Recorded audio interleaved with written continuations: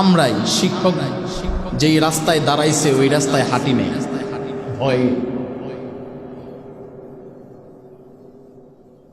শিক্ষক দেখলে গাড়িতে চলবো তো দূরের কথা, সাইকেলও চড়ি নেই, দাঁড়ায় রইছি যে শিক্ষক কখন যাবে তারপরে আমরা যাব। যেখানে শিক্ষক দাঁড়াইছে সেখানে আমরা দাঁড়াই নাই, যেখানে শিক্ষক বসছে সেখানে আমরা বসি নাই। কিন্তু এখন শিক্ষক দেখা ছাত্র পলায় না, ছাত্র দেখা শিক্ষক পলায়।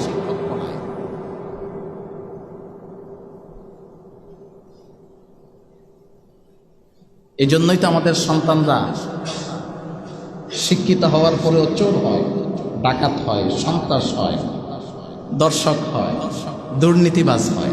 এই জন্য, আর সেইটার জন্য আমরা অভিভাবকরা সবচেয়ে বেশি দায়ী। কারণ আমরা শিক্ষকদেরকে আমাদের নিজেদের গোলাম মনে করি। আমার সন্তান মাদ্রাসায় পড়ায়, আমার সন্তান স্কুলে পড়ায়, আমি শিক্ষককে বলি, এই আমার সন্তান সাবধান। শিক্ষক চিন্তা করে, ওরে বাবা, ইনি তো সমাজের নেতা, গ্রামের মেম্বার, ইউনিয়নের চেয়ারম্যান, ওনার ছেলে আমার প্রতিষ্ঠানে পড়বে, এত শাসন করা যাবে না। শাসন করলে বাড়িতে গিয়ে বলবে, আর বাড়িতে গিয়ে বললে আমার চাকরি থাকবে না। এই জন্য আজকে আমাদের সমাজের অধিকাংশ প্রভাবশালীদের সন্তানদের পড়াশোনা হয় না। এই কারণে প্রভাবশালী হওয়ার কারণে শিক্ষকরা ভয়ে সন্তানদেরকে শাসনও করে না, পড়াশোনাও করায় না। এই শাসন যেদিন থেকে উঠেছে সেদিন থেকে আমাদের সমাজের শিক্ষা নষ্ট হয়েছে, আর সেদিন থেকেই কিশোর গ্যাং তৈরি হয়েছে, সেদিন থেকেই ছাত্র সমাজ বিড়ি সিগারেট, ইয়াবা, মদ, গাঁজা, ফেন্সিডাইল গুনাহের কাজে লিপ্ত হয়েছে, সেদিন থেকেই সমাজে বিশৃঙ্খলা তৈরি হয়েছে, সেদিন থেকেই আক্ষরিক শিক্ষায় শিক্ষিত হয়ে আইনের পোশাক পরে বেআইনি কাজ করছে, মানুষের সেবক হয়ে মানুষকে কষ্ট দিচ্ছে, ব্যবসায় দুর্নীতি করছে, চাকরিতে চোরাকারবারি করছে, রডের বদলে বাঁশ দিয়া বিল্ডিং বানায় ফেলছে।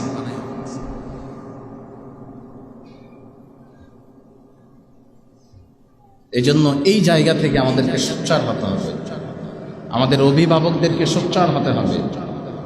আপনার সন্তানকে আক্ষরিক জ্ঞান এবং নৈতিক জ্ঞান উভয় জ্ঞানেই শিক্ষিত বানাতে হবে, তাহলে আপনার জন্য কল্যাণ বরাদ্দ থাকবে। আর যদি আপনি আক্ষরিক জ্ঞানে শিক্ষিত বানান কিন্তু নৈতিক জ্ঞান শিক্ষা না দেন, তাহলে আপনার বিপদ প্রতিটি পদে পদে থাকবে। যেদিন আপনার শরীরের শক্তি হারিয়ে ফেলবেন, বৃদ্ধ হয়ে যাবেন, চাকরি থাকবে না, ব্যবসা থাকবে না, আর্থিক সচ্ছলতা থাকবে না, দুনিয়ার জগতের মধ্যে আপনার জীবনকে পূর্বের মতো করে গতিপথ তৈরি করে সময় অতিবাহিত করার মতো সময় সুযোগ আপনার থাকবে না।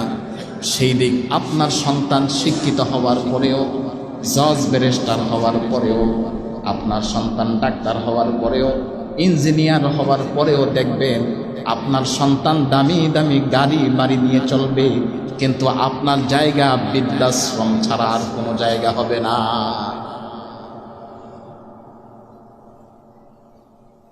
কারণ এটাই, নৈতিক শিক্ষা নাই, আক্ষরিক শিক্ষায় শিক্ষিত বানায় লাইছে।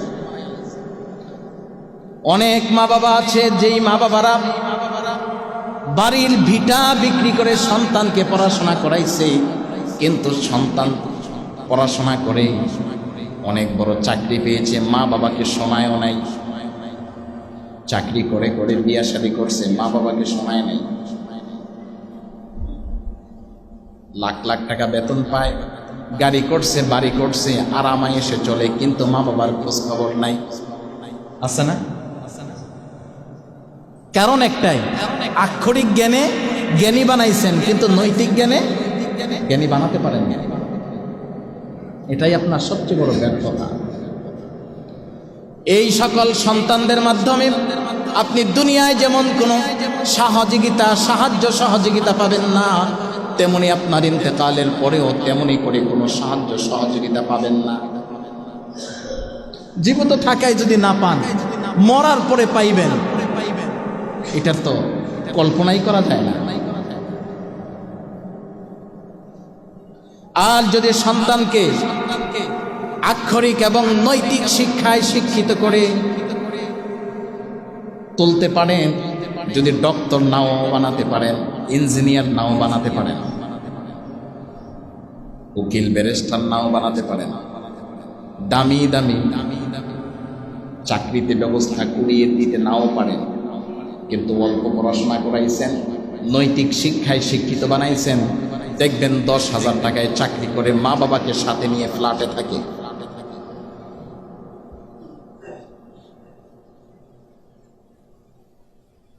আর ওই দিক থেকে ডক্টরেট বানাইছেন, নৈতিক শিক্ষা শিখান নাই, দেন নাই, লাখ টাকার ফ্ল্যাটে থাকবে কিন্তু আপনাকে সাথে রাখবে না।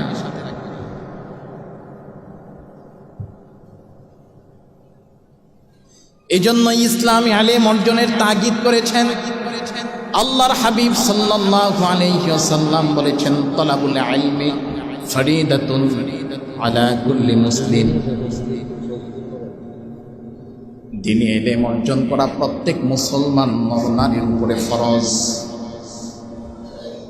ইলমে দ্বীন অর্জন করা প্রত্যেক মুসলমান নারীদের উপরে যেমন ফরজ, পুরুষের উপরে তেমনি ফরজ।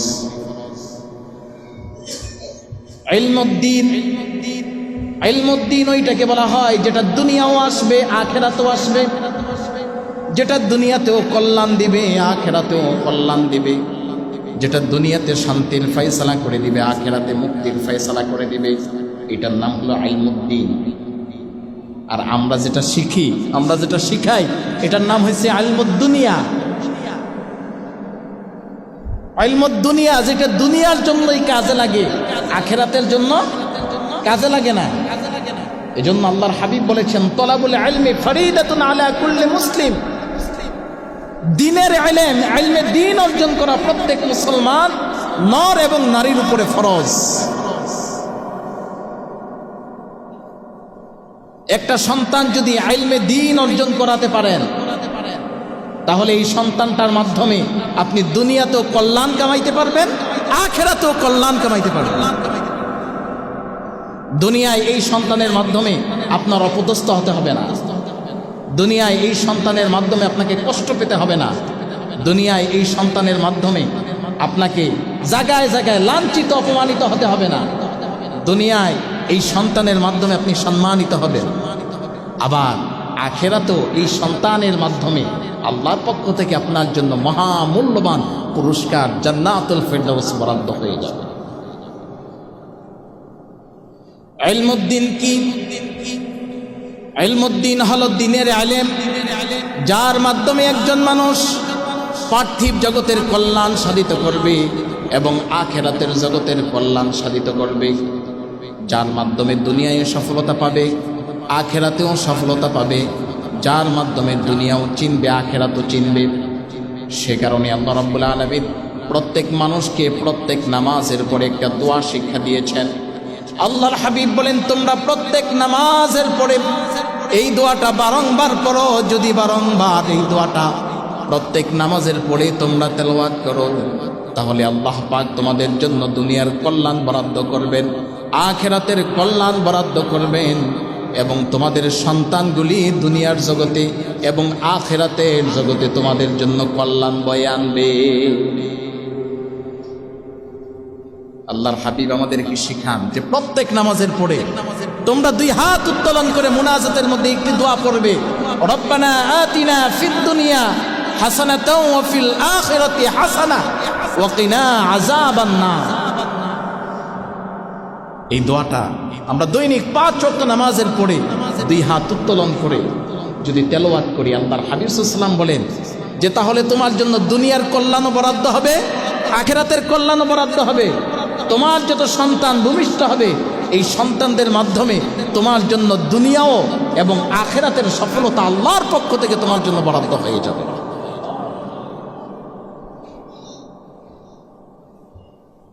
অনেকেই এসে বলে, হুজুর সন্তান তো ভালো না, সন্তান কথা শোনে না। সন্তানকে বলি ডান দিকে যাও, সন্তান যায় বাম দিকে। প্রতিটি পদে পদে তার জন্য অপদস্থ হই, অপমানিত হই, মানুষের কথা শুনি, লাঞ্ছনার শিকার হই। এখন কি করা?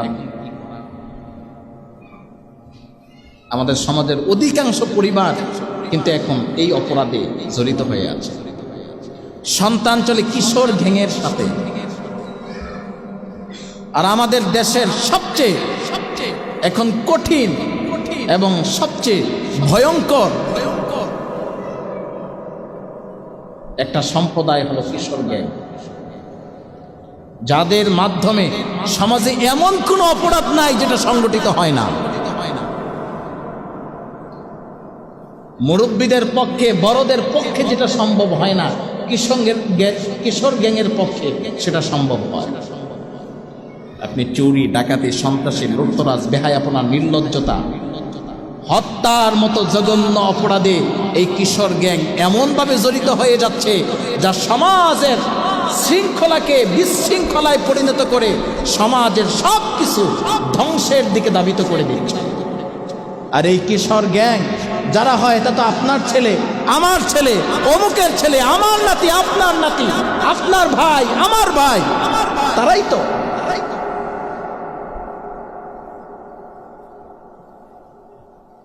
আর স্বাভাবিকভাবে দেখা যায় এদের বয়স হয় 10 থেকে 17-18, এর ভিতরে। বিশেষ করে 13, 14, 15, 16 এই 4 বছরের সন্তানরা বেশি কিশোর গ্যাং তাতে আক্রান্ত হয়।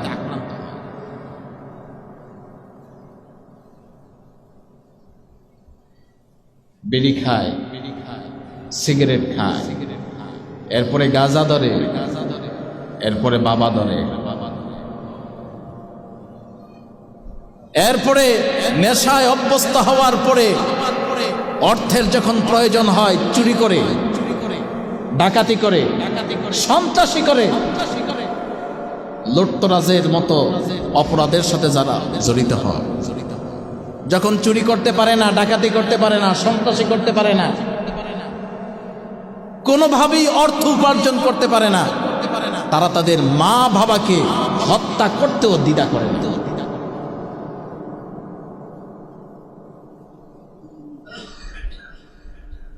এই জন্য সন্তানকে ছোট থেকেই আমাদেরকে ওইভাবে তৈরি করে নিতে হয়। সন্তানগুলি হলো কাদার মতো, এগুলা দিয়ে চাইলে আপনি ইট বানাতে পারেন, কাদা দিয়ে চাইলে আপনি হাড়ি বানাতে পারেন, কাদা দিয়ে চাইলে আপনি পুতুল বানাতে পারেন, কাদা দিয়ে চাইলে আপনি ঘর বানাতে পারেন, কাদা দিয়ে চাইলে আপনি যা ইচ্ছা তাই বানাতে পারেন।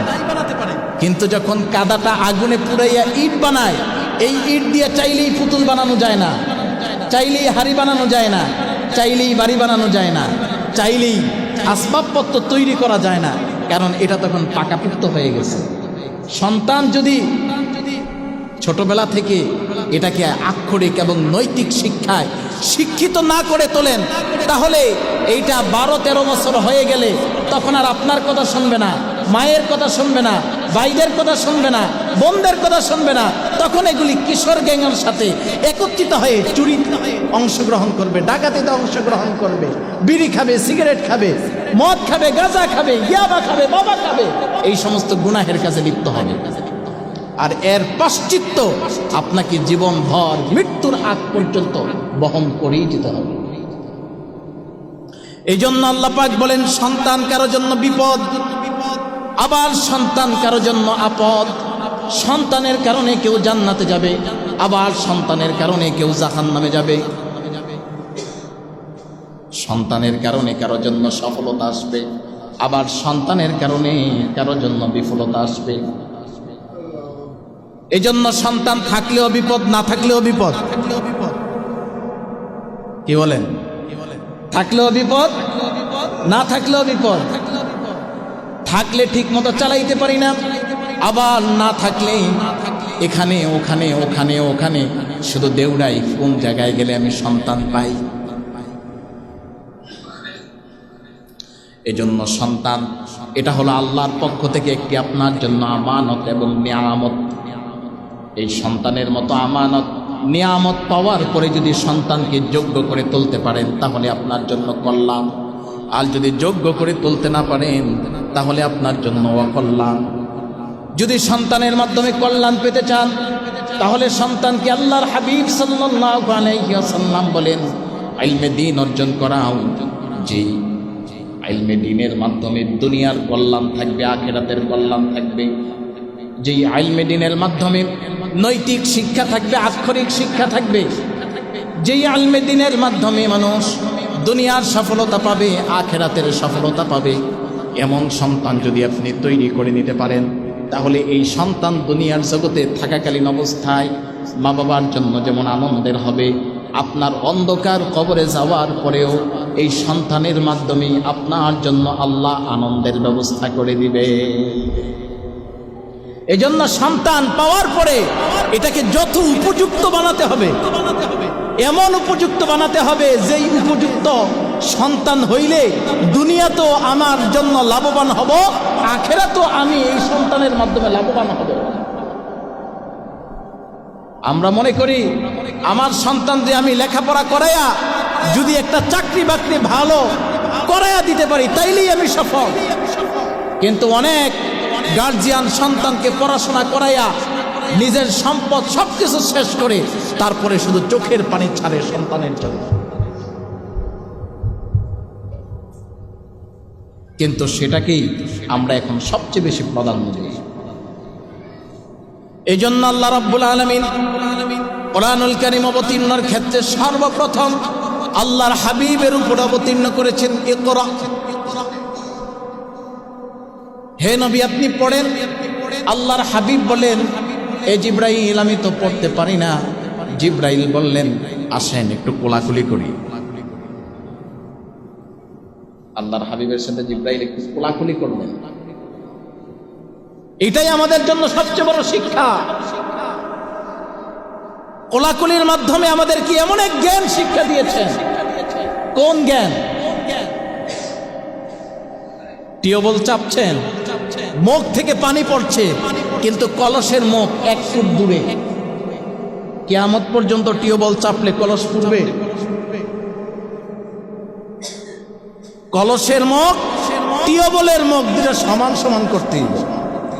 যদি সমান সমান করে কয়েকটা টিউবওয়েল চাপ দিতে পারেন তাইলেই কলস পুড়া যাবে। আপনি যাদের মাধ্যমে জ্ঞান অর্জন করাবেন শিক্ষক, সেই শিক্ষকের সাথে আপনার সম্পর্ক হতে হবে এমন, আপনার সন্তানের সম্পর্ক হতে হবে এমন, যেই সম্পর্কের মাধ্যমে একজন শিক্ষক আপনার সন্তানকে ইখলাসের সাথে নির্দ্বিধায় বিনা ভয়ে আপনার সন্তানকে পড়াশোনা করাতে পারে। কিন্তু আমরা আমাদের পরিবেশটাকে এমন করে তৈরি করে ফেলেছি যে শিক্ষকরা আমার সন্তানকে মন দিয়ে পড়াতে চায় না। ইচ্ছা করলেও শাসন করে না, ইচ্ছা করলেও 1 বার 2 বার 3য় বার আর পড়ার জন্য বলে না। সেই কারণেই আমাদের সন্তানগুলি নষ্ট হয়ে যাচ্ছে। এই জন্য জিব্রাইল আমাদেরকে শিক্ষা দিয়ে দিলেন না, এলেম অর্জন করতে হলে যার কাছ থেকে এলেম আসবে তার সাথে তোমার একটা সম্পর্ক থাকতে হবে, তার সাথে তোমার একটা আন্তরিকতা থাকতে হবে। আর সেই আন্তরিকতা কেমন হবে? বাদশাহ আলমগীর আমাদেরকে শিখিয়েছেন। বাদশাহ আলমগীর তার সন্তানকে পড়াবার জন্য একজন মাওলানা রাখলেন।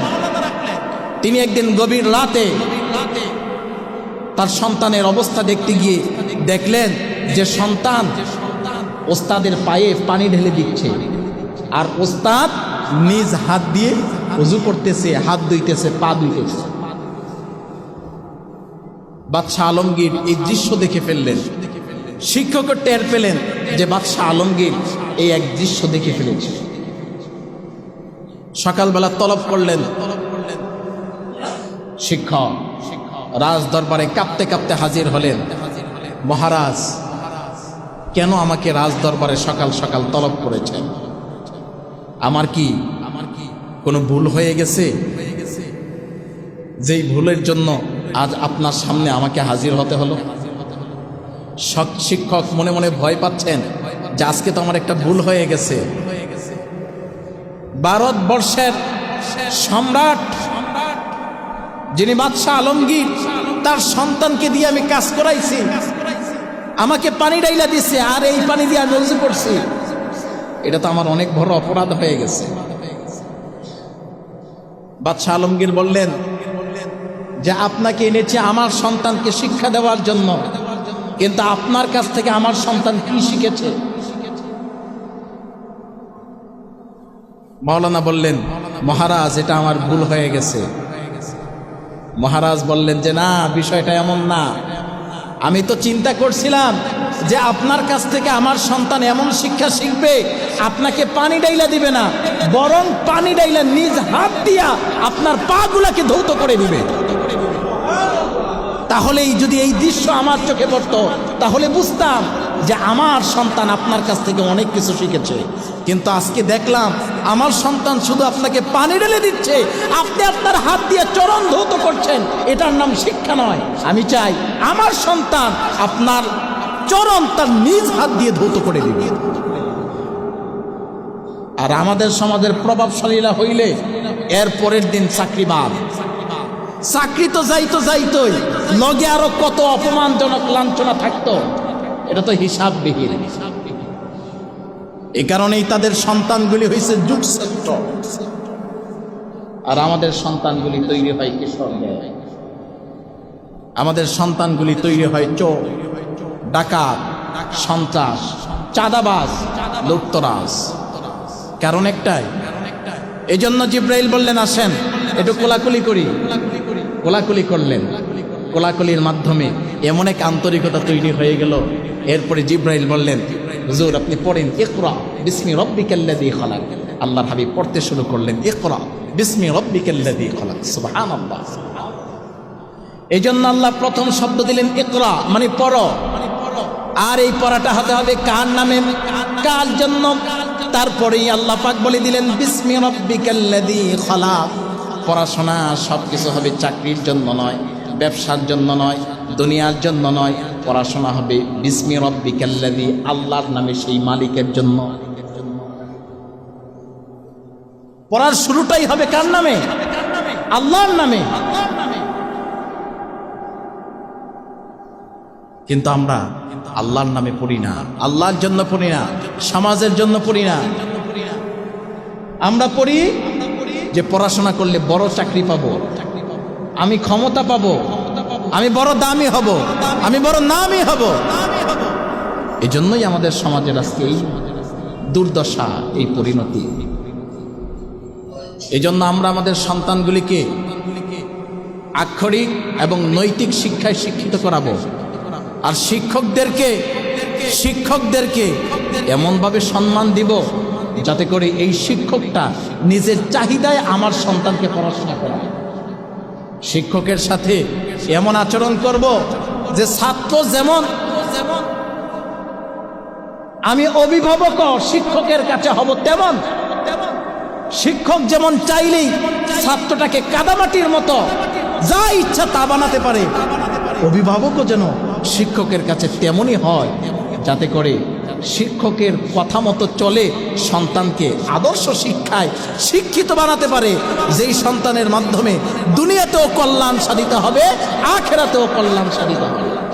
আর যদি শিক্ষকের সাথে আপনি খারাপ আচরণ করেন, আমি বলবো যে অধিকাংশ আমাদের সমাজের বাচ্চারা নষ্ট হওয়ার পিছনে অভিভাবক দায়ী। অনেক সন্তান আছে পড়াশোনা করতে চায়, কিন্তু মা বাবার কারণে পড়াশোনা হয় না। এই জন্য আমাদেরকে ইলমুল লিসান যেমন দরকার, আক্ষরিক জ্ঞান যেমন দরকার, ইলমুল মুআমালা নৈতিক শিক্ষা তেমনই দরকার। যদি আক্ষরিক জ্ঞান, নৈতিক জ্ঞান আমাদের ভিতরে থাকে, তাহলেই আমরা প্রকৃত মানুষ হব, আমরা প্রকৃত জ্ঞানী হব, আমরা আদর্শবান হব। আমাদের সন্তানগুলি প্রকৃত জ্ঞানী হবে, আদর্শবান হবে, চুরিতে যাবে না, ডাকাতিতে যাবে না, কলমের খোসায় লাখ লাখ টাকা দুর্নীতি করবে না, রডের বদলে বাঁশ দিবে না, জনগণ তাদের মাধ্যমে কষ্ট পাবে না। আর যখন জনগণ তাদের মাধ্যমে কষ্ট পাবে না, তখনই তাদের জন্য জনগণ যেমন দোয়া করবে, সেই দোয়ার ভাগীদার আপনি বাবা হিসাবেও আপনার আমলনামায় প্রস্তুত থাকবে। আর যদি সন্তান এমন কুসন্তান বানান, তাহলে জনগণের বদদোয়ায় জীবনে যা করছেন ওইটাও যাইব। এই জন্য আমরা আমাদের সন্তানগুলিকে সুশিক্ষায়, শুধু শিক্ষা না, সুশিক্ষায় শিক্ষিত বানাবো, কুশিক্ষায় শিক্ষিত বানাবো না, আদর্শবান বানাবো। আমাদের সন্তানগুলিকে আক্ষরিক এবং নৈতিক শিক্ষায় শিক্ষিত করবে। আল্লাহ পাক আমাদের সকলকে তৌফিক দান করুন। এখন আমাদের সমাজে ডেঙ্গু নামে একটি ভাইরাস সবচেয়ে বেশি ছড়িয়ে পড়ছে, আর এই ডেঙ্গুতে আক্রান্ত হচ্ছে হাজার হাজার মানুষ, অনেকেই মৃত্যুবরণ করছে। এই ডেঙ্গু থেকে আমাদের সচেতনতা অবলম্বন করা দরকার। তার কারণ ডেঙ্গু আমাদের কাছে, আমাদের মাধ্যমেই তৈরি হচ্ছে, ময়লা আবর্জনা থেকে, আমাদের পরিবেশ থেকে, আমাদের নোংরা জায়গা থেকে। আমাদের পরিবেশ এটা একটা মহামূল্যবান সম্পদ, কিন্তু আমরা আমাদের পরিবেশগুলিকে নষ্ট করে ফেলি। এই যে যান, হেঁটে চলেন, আমাদের এখান থেকে ওই পর্যন্ত যান, মাঝে মধ্যে কোন সংস্থা যেন এই রাস্তাগুলি পরিষ্কার করে, এটা আমার কাছে খুবই ভালো লাগে। যখন পরিষ্কার থাকে তখন খুব সুন্দর দেখা যায়, চলাফেরায় খুব সহজ হয়। কিন্তু পরিষ্কার করতে দেরি হয় 2-3 দিন, এরপরে আবার ময়লা আবর্জনা ফালানো শুরু হয়ে যায়, একেবারে শেষ মাথা পর্যন্ত। আমরা একটা চিপা পাইলে এই চিপার মধ্যে ময়লা ফালাইতেই থাকি। অনেক সময় আমি দেখি, ফজরের সময় অনেক সময় আসি, দেখি অনেক জায়গাতে দূর থেকে আইসা ময়লা ফালায়া ভালো মানুষের মতো হাইটা যায়। আপনি সুন্দর একটা জায়গা দেয়াল করে রাখছেন, ভালো মানুষের মতো হাঁটে আসে, শফিন ব্যাগে করে ময়লা নিয়ে আসে, ফালাইয়া সোজা হেঁটে যাচ্ছে। তাতে পরিবেশ নষ্ট হয়। আর এই পরিবেশ নষ্ট হওয়ার কারণে শুধু একজন আক্রান্ত হয় না, সমাজের সবাই আক্রান্ত হয়। এই জন্য পরিবেশগুলিকে আমাদের পরিচ্ছন্ন রাখা দরকার। এই জন্যই আল্লাহ হাবিব সাল্লাল্লাহু আলাইহি বলেছেন, আত-তুহুরু শাত্রুল ঈমান, পবিত্রতা এটা হলো ঈমানের একটা অংশ। যার পবিত্রতা নাই তার ঈমান নাই। এই জন্য আমি নিজে পরিষ্কার থাকব, আমার পরিবারকে পরিষ্কার রাখবো, আমার বাড়ির আঙ্গিনা পরিষ্কার রাখবো, আমি আমার সমাজকে পরিষ্কার রাখবো। সেই নিয়ত, সেই প্রচেষ্টা আমাদের সকলের ভিতরে যদি থাকে, তাহলে আশা করি আমাদের পরিবেশটা একটা সুন্দর পরিবেশ হবে, আমাদের পরিবেশটা একটা সুন্দর পরিবেশ হবে। আর এই পরিবেশে আপনার চলতেও মন চাইবে, হাঁটতেও মন চাইবে। এই যে আমাদের পরিবেশ আগে খুব নোংরা ছিল, রাস্তা হওয়ার আগে বৃষ্টি হইলে আমরা হেঁটে আসতে পারতাম না মসজিদে। রাস্তাটা হওয়াতে কিছুটা হলেও আমাদের স্বস্তি হয়েছে, আইসা নামাজ পড়তে পারি। কিন্তু তারপরও আরও অনেক জায়গা আছে এত নোংরা করে ফেলে, ভালো পরিচ্ছন্ন জায়গাগুলি নোংরা করে একেবারে বিশ্রী করে ফেলে, যার মাধ্যমে হেঁটে আসলে কাপড় নাপাক হয়ে যায়, শরীর নাপাক হয়ে যায়। এগুলো তো আপনি, আমি, আমার ভাই, অমুক তমুক, তাদের মাধ্যমেই তো নোংরা হচ্ছে।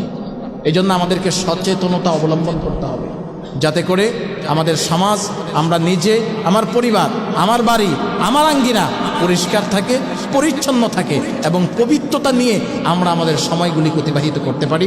আল্লাহ পাক আমাদের সকলকে পরিষ্কার এবং পরিচ্ছন্নতা এবং পবিত্রতা নিয়ে সময় অতিবাহিত করার তৌফিক দান করুক। ওয়া আখিরু দাওয়ানা আনিল হামদুলিল্লাহি রাব্বিল আলামিন।